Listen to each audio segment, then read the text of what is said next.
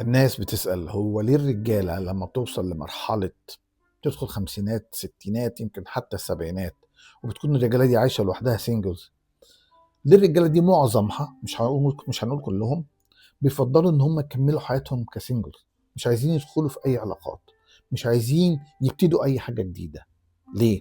تعالى لي بقى انا اقول لك ليه.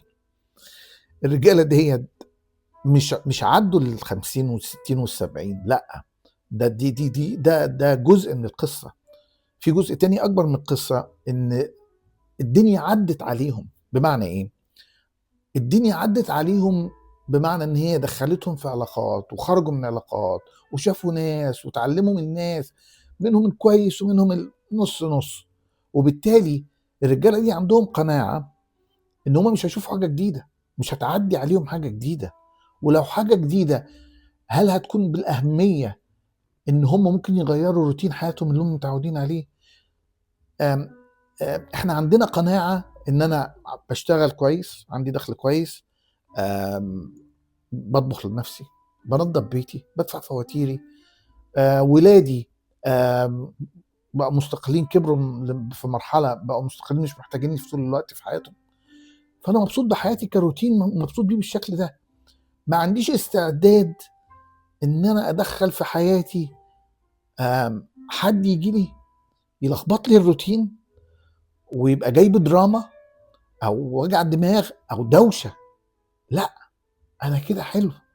انا بقوم الصبح بعمل قهوتي، بشغل مزيكتي لوحدي في بيتي، ما عنديش حد يعمل لي دوشه في دماغي، انا كده زي الفل. لا محتاج حد يطبطب عليا، ولا محتاج حد يخلي باله مني، ولا حد يقول لي انت خرجت امتى وراجع امتى وهناكل ايه او مش.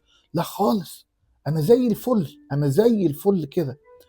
الناس دي دخلت علاقات وخرجت منها فتعلمت من الدنيا من غير ما يكون حد واقف جنب منها، وبالتالي عرفوا يطبطبوا على نفسهم، وعرفوا يخلي بالهم على نفسهم، وعرفوا يبسطوا نفسهم.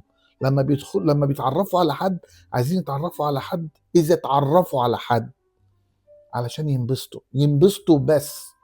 في ناس منهم بتعرف تبسط نفسهم، بيعرفوا يبسطوا نفسهم بشكل ما يكونش له ديول الى حد ما. متهيألي انا واضح في الكلام. وفي ناس بتفضل تقول لك لا، انا ما ادخلش اصلا. خلي في دماغك حاجه مهمه قوي، طول ما انت مش عارف تبسط نفسك ولا تطبطب على نفسك ولا تخلي بالك على نفسك، عمرك ما هتقدر تعمل ده مع حد يدخل حياتك. فكر في ده كويس.